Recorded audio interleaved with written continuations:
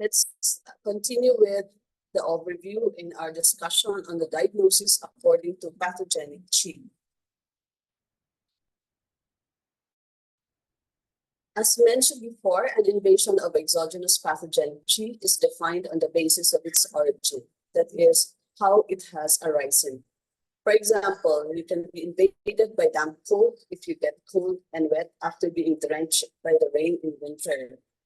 Pathogenic Qi, though, is defined by how it manifests, that is, how it affects the body's Qi.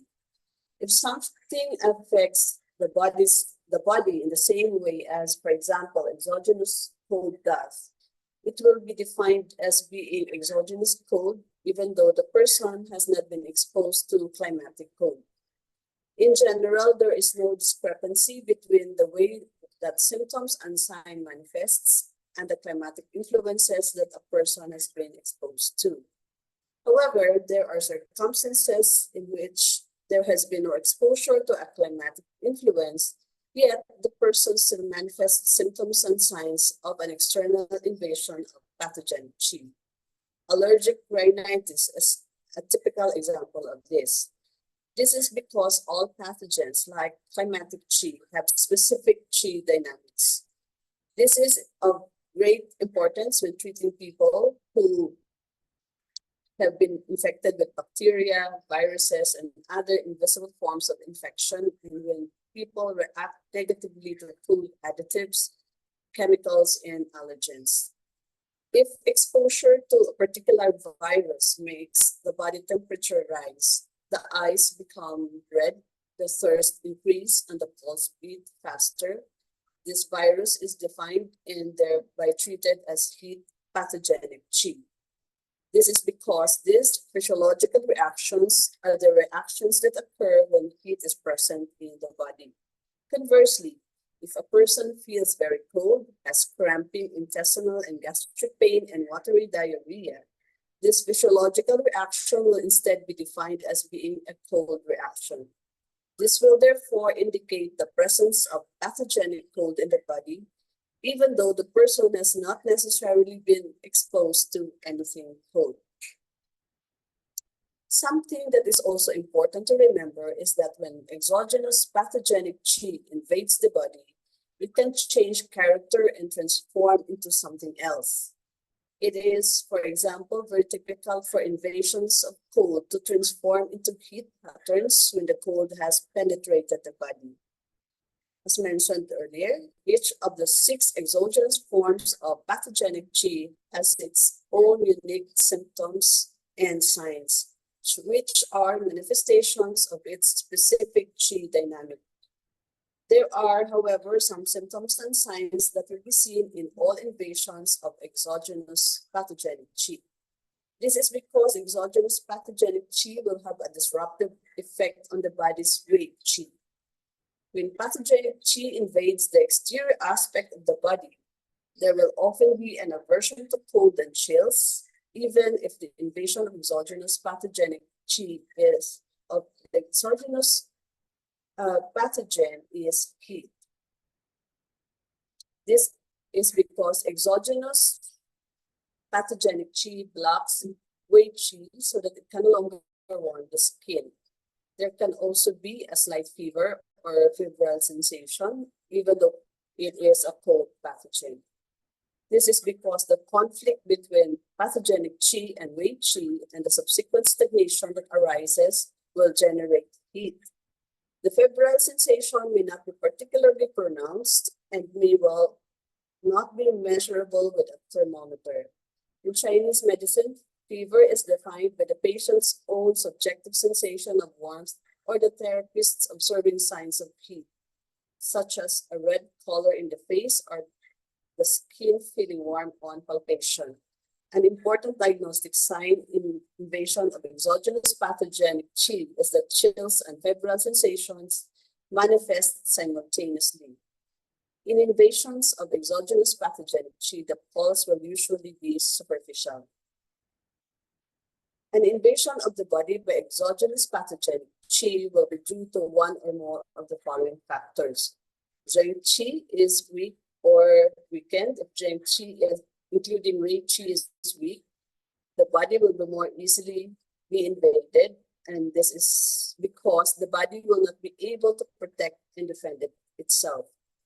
This means that pathogenic chi does not need to be as strong or to have affected the body for a prolonged period of time.